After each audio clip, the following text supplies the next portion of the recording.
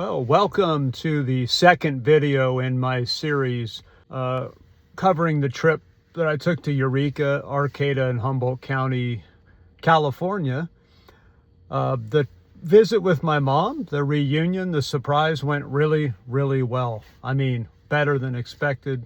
I didn't expect it to be bad, but I thought she'd be a little more shocked to the point where it would be possibly a bit awkward, but that didn't happen. It was like old times, like a week had passed, but it had been almost 4 years. Biggest thing we did was go through a bunch of these cards. They're prompts. It's called Tales. I'm not promoting them, but they're great. They're great. They prompt a person to talk about their past, talk about childhood 50, 60 years ago, reflect on family relationships, things that they had done well in life, things they wish they could do better, dreams for the future. So we were able to go through a bunch of these cards. And so the rest of this video, it'll cover driving through Old Town, driving through various parts of Eureka on a very rainy day. And it ends up getting, just to warn you, a bit reflective, about my dad, who passed away 4 years ago in Eureka here. And just so you know, it's basically an accidental processing of grief through looking at particular landmarks in the city. And I tried to keep it short and concise and edit it down. And but it might be helpful, therapeutic, for you, the viewer, to see how I sometimes process through my stuff.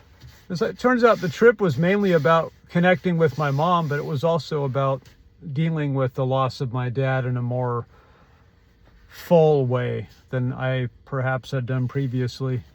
So anyway, I hope you also have a lot of fun. Please hit like, subscribe, and enjoy the rest of the video.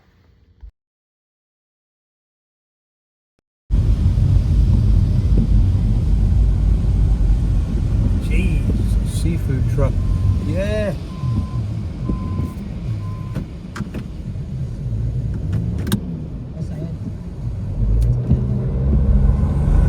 That was close. Glad I had photographic evidence of a potential disaster between a logging truck, a seafood truck, and me, and a red SUV over there.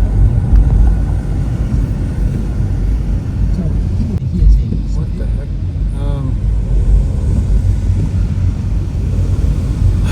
Take a deep breath. Take a deep breath, Dane.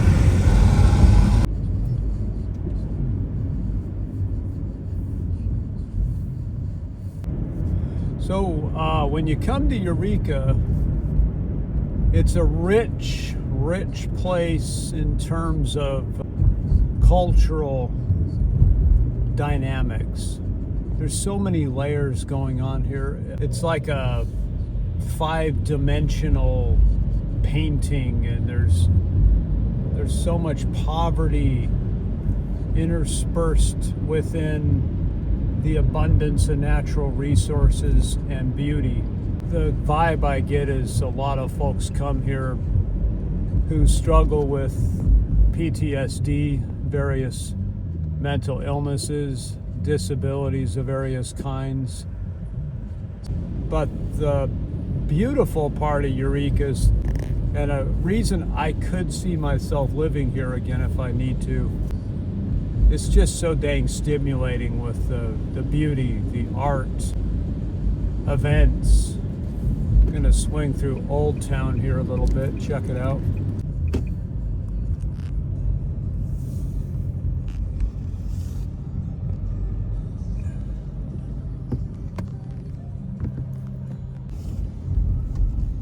Like Ramon's Bakery and Cafe. There's a few of those around. That's a much revered place to go in the mornings and afternoons for lunch. I know, right? Look at that thing. Called the Carson Mansion. This is one of the top 10 actual tourist draws to this city. And then this old thing over here across the street. The Pinklady Mansion. Dang, that's just...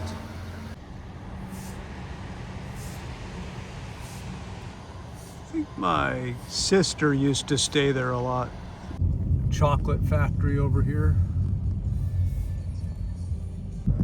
And I'm driving along an old railway. Like I guess a streetcar used to run here as real transportation for real people. In at 2nd Street and C. These are real old style inns and hotels, more like real, B&Bs before Airbnbs and VRBOs took over. All the mix of wood, old, beat up, funky, brand new, remodeled. Check that out.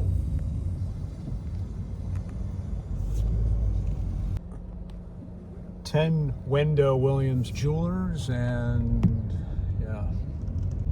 I'm grateful to my parents. I'm thinking of my late dad, Steve, right now, making me as a young guy a lot more aware of the suffering of human beings that are all around me. I really miss him. I'm here in, his last hometown. His favorite mix of the deep northern conifer woodland vibe next to the ocean. He was really into boats, was fishing. He kind of adopted that way of life later in his life, and I always think of him as like this old fisherman guy from like northern England or something, and that doesn't make any sense logically, but that's the kind of persona he took on sort of in the later part of his life. Got really good at sailboats. Man, he could park a boat like nobody I saw. Like, we admire people for parallel parking and driving trucks and buses, but he was good at backing a boat in. But I'm in his last town before he went, and I can see why he and my mom settled here. It's just got a real good mix of working class, blue collar, really not have it all together, perfect people. This is not the Truman Show. This is not Barbie Land. It's what he would call authentic, real folks, salt of the earth. And literally here, they're really salty.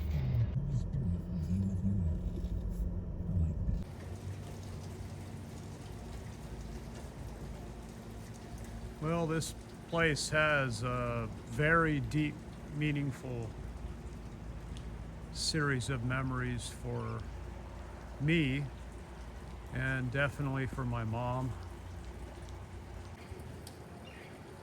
It's a place where my dad, Steve, had one of his greatest moments. Nobody's here, there's nothing going on, but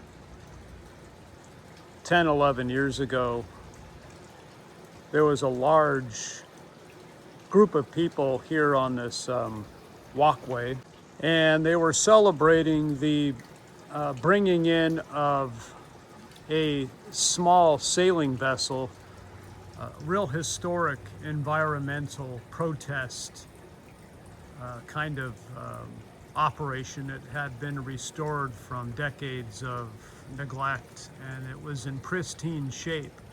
And my dad was on a team of people who were real good with boats. He did a lot of the electrical work and a lot of the other things. Quite a handyman. And he helped get that thing running again so it could go back out and bring awareness to environmental challenges, especially having to do with oceans. My dad wanted it to be he wanted it to be more like a Greenpeace kind of situation where the boat would actually get in the way and make it real hard for corrupt, evil enterprises to continue their environmentally destructive work. The other members of the team, though, had a different idea. They just mainly wanted it to be a showboat to bring attention to the issues without actually getting right in the middle of things in a edgy, risky way. Anyway, the day that the boat was brought in, like it was ready to go, it's ready to hit the open sea and go on down to Southern California and off to other countries. There was a day where there was camera crews here, local news stations, hundreds of people, and he got to walk down this gangplank here. I filmed the whole thing, and it's hard to talk now because I'm a bit emotional. But he walked up there with such a glow on his face of what he had helped achieve. And I always want to remember that. Yeah, I had to come in out of this endless rain. Well, it fits the scene. I'm at the bay. There's Woodley Marina over there, the bridge going over to Samoa, the island, the smokehouse, the beach, fishing boats, just 100 of them, if not 200 over there. Just remembering my dad, Steve. I remember I was living near Chico, which was quite a drive at the time. And I came out with my daughter, Hannah, because I really wanted to celebrate and recognize this achievement of getting that boat up to speed and remodeled after, so many decades of decline, so that it could be useful again, it could be redeemed and do good work again. And I felt at the time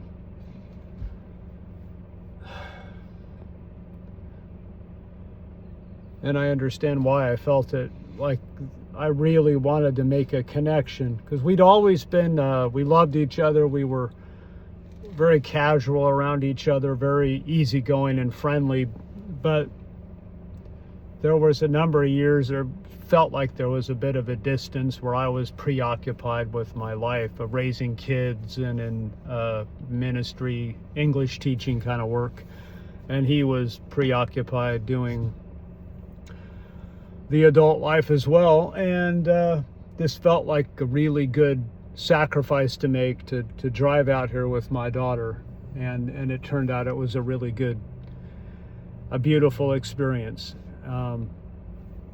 To be there for this big event. And I don't want to just keep babbling on, but what happened after that, we had this big reception with cheese and salami, salmon probably on crackers, and all kinds of lovely bubbly drinks, I suppose, inside one of these big gray and white buildings. He was invited, even in his mid-60s, he was invited to take this vessel all the way down towards San Diego. And we're way up here in Northern California. Maybe back in his 20s, 30s, this would have been a knife through butter for him. Like, an easy milk run, take the boat down. Because he and my mom had helped skipper a boat all the way across the Pacific to Hawaii. He had done some protest peace work on something called the Pacific Peacemaker way back in the mid-80s. He went all the way to Darwin, Australia, the Philippines, got into some pretty scary situations. And this is just thousands of knots of sailing back in his 30s. In his 60s, he was offered this incredible opportunity to go down to San Diego or somewhere with this little boat, with a small crew, I'm sure. Something made him pass it up, and I'll find out more why, but it might have had to do with the dynamics in the team. He didn't necessarily see eye to eye in pretty major ways with some of the other leadership of the whole organization. So, to cut to the chase, he bowed out and didn't take the opportunity, didn't take the boat down. And it just seemed like that kind of sucked the air out of him. He went into a bit of an empty, dark place for a while. And I'll have to chat more with my mom while I'm here about what that was all about. Well, I hope that was thought-provoking, feeling-provoking. If you have any questions or comments, please leave those down below. The next video will be much more outdoors and in a beautiful sunny setting, a place called Eureka Marsh. Eureka Marsh, it's 5 or 6 miles north of Eureka. But there's a lot of cool stuff up in Eureka. The marsh is my favorite place, and I spent quite a bit of time there. So hope you can join me on that next video. There'll be some more reflective kind of stuff, but also just tour guide kind of stuff. Look at this, look at this, look at this information, look at this map. You've got to come here and follow all these trails and see all these wetlands. It's quite something. So I hope to see you there. Please hit like or subscribe, and definitely leave comments if you wish. God bless.